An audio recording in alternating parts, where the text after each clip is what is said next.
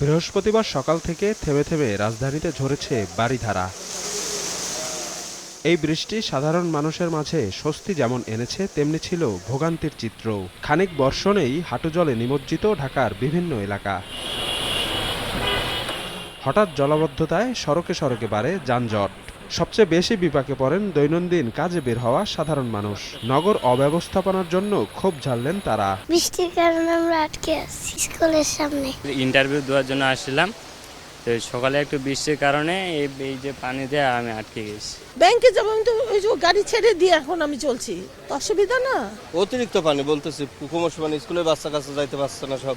আর বিশেষ করে যে কোনো গাড়ি যদি আপনার খুব স্পিডে যাচ্ছে, সেক্ষেত্রে আরো পানি ঢেউ লাগে, লোকজন আরো বেশি বিনত ঘটছে। রিক্সাতে দেখলাম একটা মহিলা উল্টে গেছে, সেটা আমি কষ্ট করে যাচ্ছি। গাড়ি বন্ধ হয়ে যায়, সাইলেন্সার থেকে পানি ঢুকে, আবার বন্ধ হয়ে গেলে অনেক সমস্যা, পাশে নেওয়ার পুরো রাস্তা জাম হয়ে জায়গা। পিকআপ দইরা তারপরে আইসি এই জায়গায়, অনেক কষ্ট করে আইসি।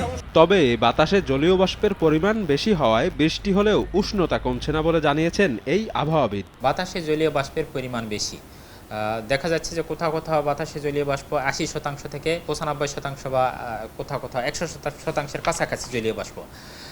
বাতাসে জলীয় বাষ্পের পরিমাণ যখন বেশি থাকে, তখন মানুষের মধ্যে আসলে প্রকৃত যা তাপমাত্রা, তার চেয়ে ফিলিং টেম্পারেচার অর্থাৎ তাপমাত্রার যে অনুভূতি, সেটা কিন্তু একটু বেশি থাকে। আবহাওয়া অফিস বলছে, বৃহস্পতিবার সকাল 6টা থেকে দিনভর 20 মিলিমিটার বৃষ্টি হয়েছে রাজধানী সহ আশেপাশের এলাকায়।